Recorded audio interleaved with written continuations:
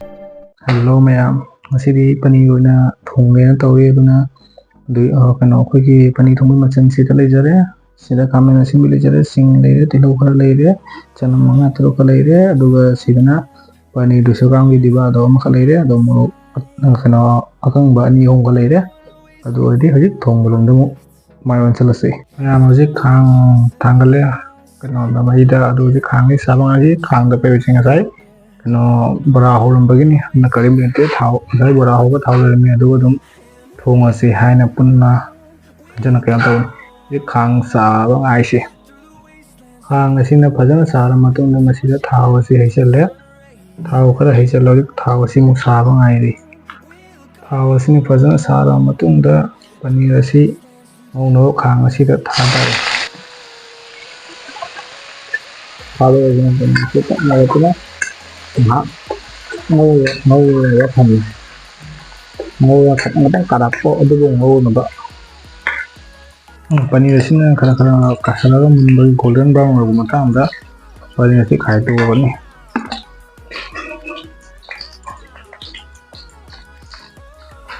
paneer asi khai na lo ro matung da masai soija ki ba tilhau adu angai thada ran khabe asina ko le tilau asi thadra matung lo a loina na chanam asi su ahung lo matung madi manga asi thadra ni le sing asi thadra ni kom khabe asina ka jana o khai o lo matung asi da masai soye ba khamen ding le su thadra ni khang asi da hapel le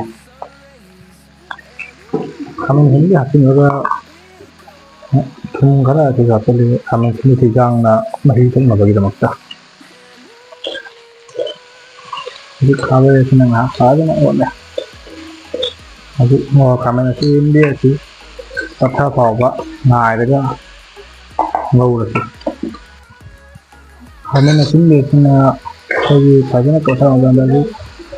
kaino phajana koi mai se muthalaga asi khaido nga inghan na ba ing ba ngai ra si ing ora matung na masi gi grinder ang masi grinder da phajana sa ga magi paste na seman hojik ngasai khang adu mu sale khang matak to thau khara oina heire thau asi hojik sa bo na ngai thau jam de hei tre ngasai hei gi bana koi daga hoi thau matak asi de ko na tejpata ni kha phajana tha tare tejpata tha tare matung da morok chamos ni kha phajaba asi ga tha tare morok chamos sa ko na ha morok se otle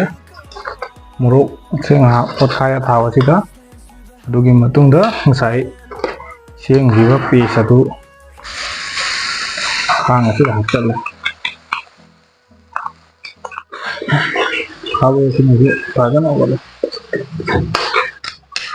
ngasai grinder se pau ba khara adu ising asing na pra cham tho ga hei re khabe sini otla adin hak sauna ba thamasi sahura matung da masida ngasai awat pemoi marang habdi jira chamos ama ka machuju chamos ama di panon chamos ama ka hapchale aduga wala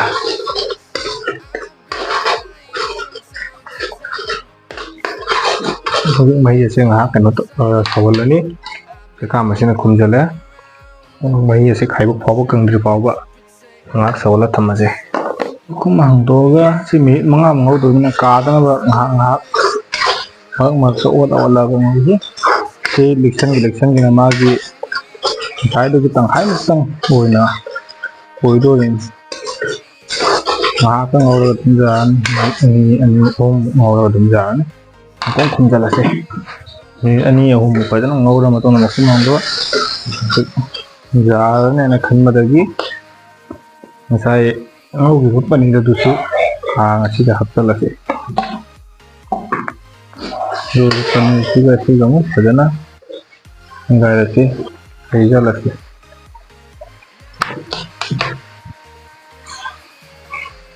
mari chana ga da sing da haijala se paneer yam da ni sing yam haijala se Hꯧjik thum asisu jengaga hinjang asi ngasaisu hapkhibaniga thum asidi yamna happaroi. Si kana okana thajabadagi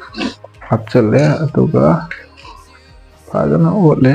Hꯧjik mungjalabaniga houjik mathakta garam masala khara chairaga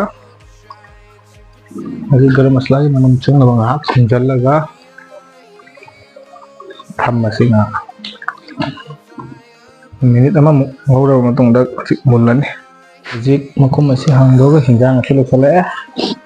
Hinjang asi amutang otlaga hinjang asi lore. Houjik mai asi muthalasi. Fadigomgi thakningmani haiba fadigomgi matam nattabanina fadigom phangdabana thakkhre.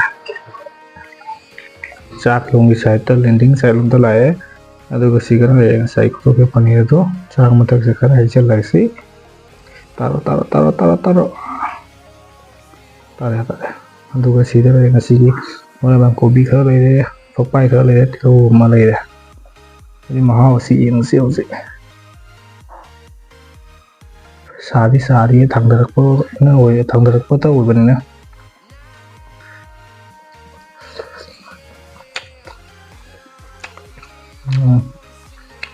Haude maise pura nangnabanina.